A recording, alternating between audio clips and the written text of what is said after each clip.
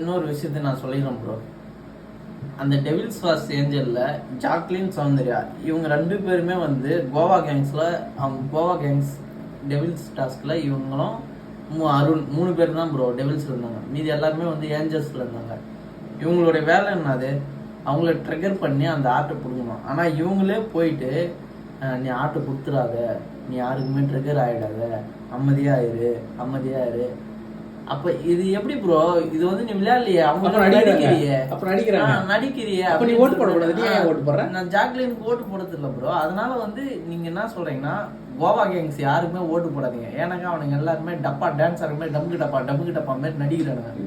அந்த அருண் டம்கு டப்பான்றான் பார்த்தியா, அவன் பச்சை நடிப்பு டிராமா போட்டுக்கிறான், வெளிக்கு வேஷம் போட்டுக்கிறான்.